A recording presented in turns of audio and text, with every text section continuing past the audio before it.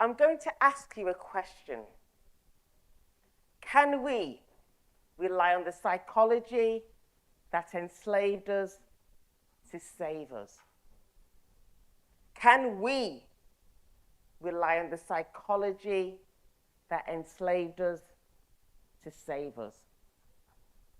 Well, that was the question I asked myself when I hit rock bottom and then found a layer beneath that. But how did I get there? Picture this: a girl from a poor part of Manchester, not far from here, so poor, Save the Children have a team dedicated to that area, or is it just my street? Child of immigrants from Jamaica, the Windrush generation who came to this country to rebuild it after the Second World War, who I call the pioneers or our pioneers, gets to be a doctor of clinical psychology at the age of 28.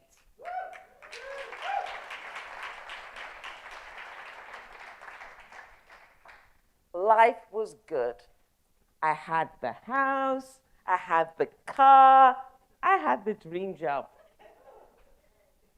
So what could go wrong? Well, everything.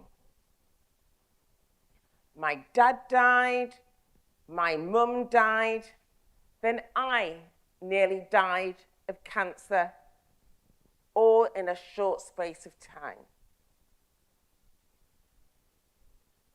But thankfully, I got the help and I stand here today.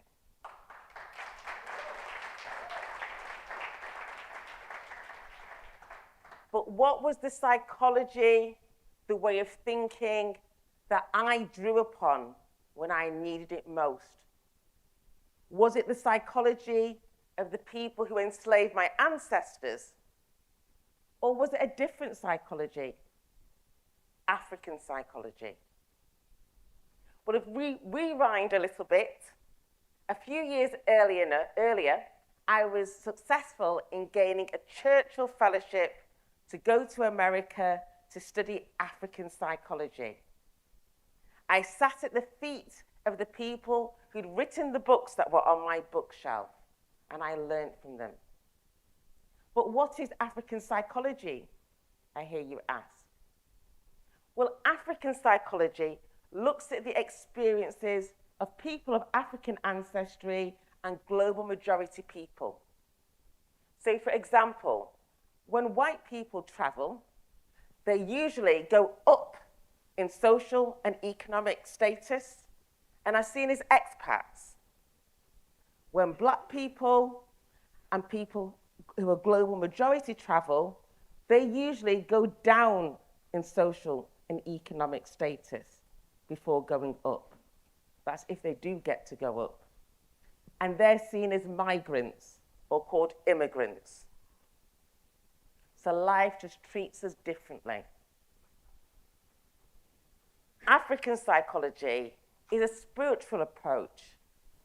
It looks at the theories and the healing practices that kept our ancestors going through enslavement and colonization, and it looks at a sense of purpose, and it sees self-determination as essential for wellness. So when I was sick, what aspects of African psychology, because it's quite a broad subject, appealed to me? It was drawing on the energy of the ancient Egyptians, the Kemetic people. And as we all know, Egypt is on the continent of Africa. And there were three gods and goddesses that appealed to me most. The first was drawing on the energy of Tahuti.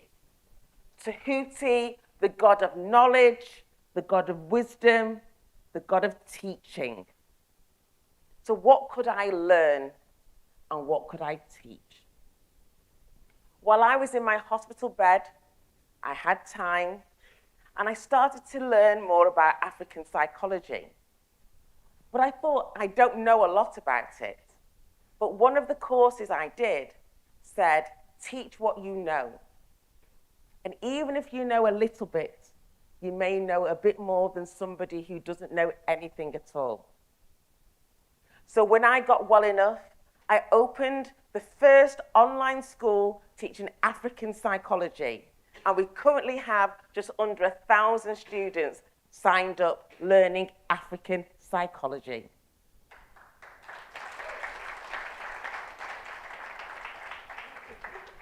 So drawing on the energy of Tahuti. The second African god that I drew my energy from was Imhotep. Imhotep, the god of medicine, of healing, who predates Hippocrates by thousands of years. So after I spent time healing myself, I then put a lot of the healing techniques into a journal and developed an African-centered wellness journal, the first of its kind. The other thing I did with healing is I started to run emotional emancipation circles to help heal others, EEC, emotional emancipation circles. These were developed by the Association of Black Psychologists in conjunction with the Community Healing Network to help people of African ancestry heal from racial trauma.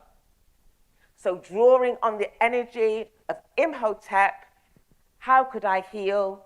And then how could I heal others? The third, the goddess that I drew my energy from, was the goddess Sekhmet. Sekhmet, how to be a warrior for good. I was struck by the murder of George Floyd by the very people that were meant to serve and protect him.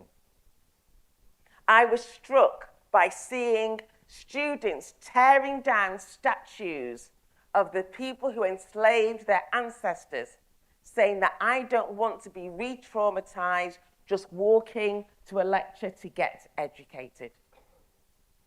So when I became well enough, I put on the syllabus of doctorate in clinical psychology training courses, doctorate in educational psychology training courses, and doctorate in counselling psychology training courses in the UK, African psychology. So in the UK, at some universities, when practitioner psychologists study, they can learn a healing method that is rooted in the experiences of global majority people.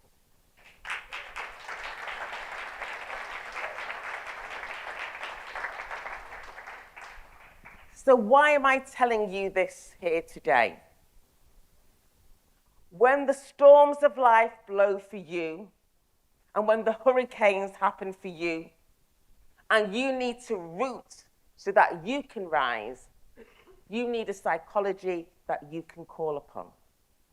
So what I'm going to do for you now is I'm going to teach you a technique that you can use to bring out the warrior in you. So if you're able to, please can you stand up? And if you're not able to, that's fine because we're just using our arms. So I will demonstrate it for you once, and then we can do it all together. So it's like this. Let us rise up on the shoulders of our good elders and draw down the wisdom of our good ancestors. So I now want you to say it with me, and it's up there, yeah, and really shout it out loud. Let us rise up on the shoulders of our good elders and draw down the wisdom of our good ancestors. And again, let us rise up on the shoulders of our good elders and draw down the wisdom of our good ancestors. And the last time, let us rise up on the shoulders of our good elders and draw down the wisdom of our good ancestors. Please sit down. How do you feel? Good. So why do I talk about our good elders? Why do I talk about our good ancestors? Not all our elders are good. Yeah, some of them just become old and become olders. Yeah? Some do not pass on the wisdom or do not gain any wisdom to pass on. So sometimes it's about choosing which elders we learn from or how we learn from them or the good parts of them that we learn from. Why do I talk about our good ancestors? Well, not all our ancestors were good. And sometimes they did the best they could with what they had. So it's choosing the good ancestors to learn from or the good parts of them. So, as I bring my talk to a close today, I've got a question for you. When the storms of life and the hurricanes in life blow for you, where are you going to draw your energy from? Will it be Tahuti, what you can learn and what you can teach? Will it be Imhotep, how you can heal and how you can heal others? Or will it be Sekhmet, how you can be a warrior and who you can be a warrior for? Thank you.